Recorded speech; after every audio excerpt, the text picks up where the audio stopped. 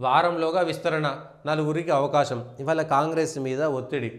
నలుగురికి అవకాశం ఇస్తామంటే సుదర్శన్ రెడ్డి, రాజగోపాల్ రెడ్డి, వాకటి శ్రీహరి, లేకపోతే వివేక్ వెంకటస్వామి వీళ్ళు మాత్రమేనా? ఇవాళ 42% బీసీలు ప్లస్ ఎస్సీ వర్గీకరణ రెండూ చేశామని చెప్పుకుంటున్నటువంటి కాంగ్రెసు ఇవాళ మంత్రివర్గంలో ఎవరెంతమందికి ఇవ్వాలి ఛాన్సు అనేటువంటిది ఇవాళ ప్రజల్లో ఉండేటువంటిది ఒకటి ఉంటుంది కదా. దాంట్లో తెలంగాణకు సంబంధించినటువంటి క్యాబినెట్లో ఎవరు ఎంతమంది ఉన్నారు, ఆ క్యాబినెట్కి సంబంధించిన దాంట్లో బీసీలు, ఎస్సీలు, ఎస్టీలు మిగిలినటువంటి వాళ్ళందరికీ ఇస్తారా ఇవ్వరా, ఇవ్వకపోతే ఎట్లా అనేటువంటిది ఒక చర్చ మొదలైపోయింది. ఇవాళ సుదర్శన్ రెడ్డి, రాజగోపాల్ రెడ్డి ఇస్తే మళ్ళీ ఇద్దరు రెడ్లకే ఛాన్స్ ఇచ్చినట్టు అవుతుంది కదా. మరి బీసీలకు 42% రిజర్వేషన్లు, 56% మంది బీసీలు ఉంటే 56% ఇవ్వాలి, 42% ఇవ్వాలి, అవైనా ఇస్తారా ఇవ్వరా అనేటువంటి ఒక చర్చ అయితే నడుస్తుంది కదా. మీకున్నటువంటి కౌన్సిల్ ఆఫ్ మినిస్టర్ ఏంటి? యనమల రేవంత్ రెడ్డి సామాజిక వర్గానికి సంబంధించినటువంటి వ్యక్తి.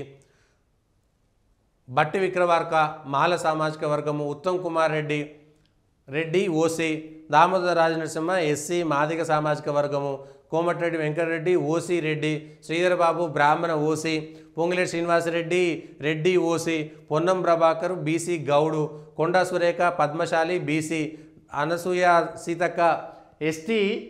అయితే లంబాడ సామాజిక వర్గానికి కాకుండా ఎస్టీ ఆదివాసీ సామాజిక వర్గము, తుమ్మల నాగేశ్వరరావు కమ్మ, జూపల్లి కృష్ణారావు వెలమ. ఉన్న దాంట్లో 1, 2, 3, 4, 5, 6 మంది ఓసీ సామాజిక వర్గానికి సంబంధించినటువంటి వాళ్ళే. ఇవాళ మీరు మళ్ళా ఇచ్చేది దాంట్లో మళ్ళా సుదర్శన్ రెడ్డి, రాజగోపాల్ రెడ్డికి ఇస్తే ఇవాళ మళ్ళా వివేక్కే ఇచ్చారనుకోండి. ఎస్సీలలో మాదిగ జనాభా ఎక్కువ ఉన్నటువంటి తెలంగాణలో ఇద్దరు మాలలకి ఎట్లా ఇస్తారు? బట్టి విక్రమార్క మాల ప్లస్ వివేక్ మాల అయితే ఇంకా మాదిగలకి ఏమి ఇస్తారు అనేటువంటిది ఒకటి ఉంటుంది కదా. ఆల్రెడీ స్పీకరు వాళ్ళ బావకే ఇచ్చారు కదా. స్పీకర్ కూడా మాల సామాజిక వర్గానికి సంబంధించినటువంటి వాళ్ళే కదా. సో మాదిగ సామాజిక వర్గానికి అన్యాయం జరిగిందని ఇప్పటికే మీరు చేసినటువంటి ఆ కమిషన్ ద్వారా మాదిగ సామాజిక వర్గం వాళ్ళు ఇప్పటికే ఇబ్బంది పడుతున్నారు, వ్యతిరేకతనే కనబరుస్తున్నారు. మాకున్న శాతం ఇవ్వలేదు, మేము కష్టపడి కొట్లాడి తెచ్చుకున్న దాన్ని తెలంగాణ సర్కార్ అన్యాయం చేసింది అనేటువంటి ఫీలింగ్లో ఉన్నారు. ప్లస్ బీసీలకు ఎంత ఇస్తే ముదిరాజులకే ఇచ్చిర్రు, మాకు ఇవ్వలేదు, వీళ్ళకి ఇవ్వలేదు అనేటువంటి మాట వాళ్ళు లొల్లి నడుస్తుంటుంది. బీసీలలో మాకే ఇస్తారా మీకే ఇస్తారా అనేటువంటి కొట్లాట కూడా నడుస్తుంది. ఎస్టీలలో ఇచ్చినా కూడా సీతక్కకి ఇచ్చిర్రు, లంబాడాలకు ఇవ్వలేదు అనేటువంటి కొట్లాట వాళ్ళ మధ్యలో నడుస్తలేదా?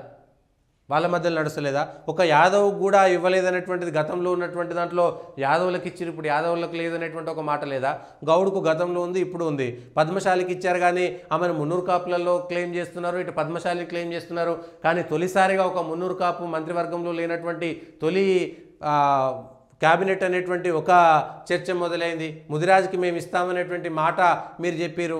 ప్లస్ ఇవాళ స్పీకర్తో పాటు మంత్రిలో ఉన్నటువంటి దాంట్లో ఇద్దరు మాల సామాజిక వర్గానికి ఇస్తే ఇంకొక మాలకి ఇస్తే మరి మాదిగకి ఏమి ఇస్తారు అనేటువంటి కొట్లాట అవుతుంది.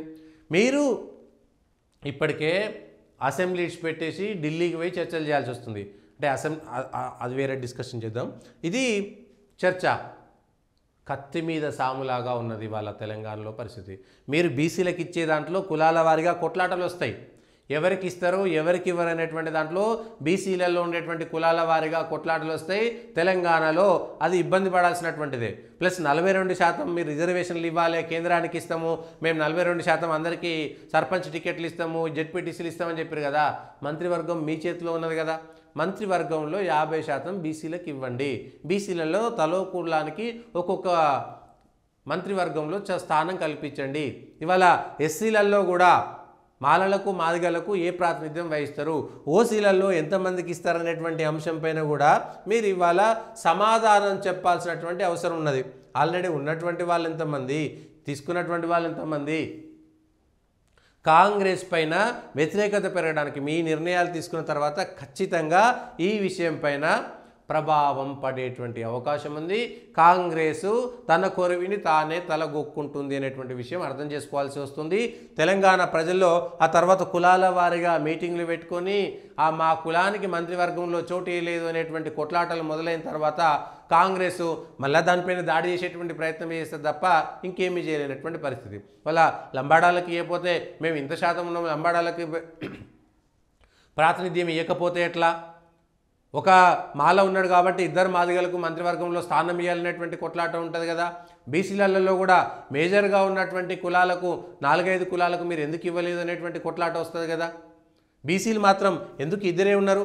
50% మంది ఉన్నటువంటి జనాలలో కేవలం ఇద్దరు మాత్రమే బీసీలు ఎందుకున్నారు? 1 2 3 4 5 6 7 8 9 10 11 ముఖ్యమంత్రితో కలిపితే 12లో కేవలం ఇద్దరు మాత్రమే బీసీలు ఎందుకున్నారు? ఇద్దరు మాత్రమే బీసీలు ఎందుకున్నారు? ఒక ఎస్టీ, ఇద్దరు ఎస్సీ. బీసీలు మాత్రం 50% ఉంటే 50% మంత్రులు బీసీలు ఎందుకు లేరు? బీసీలలో కాంగ్రెస్కు స్థానం లేదా? మరి మేము ఇంత చేసినాం, బీసీలకు అంత చేసినాం, మీరు ఇవ్వాల్సిన చోటనే ఇవ్వకుండా మేము అది చేస్తాం ఇది చేస్తామంటే ప్రజలు ఎట్లా నమ్ముతారు? ఇవాళ మేము అక్కడికి రాంది మీరు కులగణన చేసినా జనాలకు ఉపయోగం లేదు, కులగణన చేసినా జనాలకు ఉపయోగం లేదు. రిజర్వేషన్లు అధికారికంగా మీరు కేటాయించలేదు, మంత్రివర్గంలో కూడా రిజర్వేషన్లు ఇవ్వాలనేటువంటి పోరాటం వస్తుంది లాస్ట్కి. సో కాంగ్రెస్ పార్టీ తన కొరివిని తానే గోక్కుంటుంది అనేటువంటి విషయాన్ని అర్థం చేసుకోవాల్సినటువంటి అవసరం కూడా ఉంటుంది.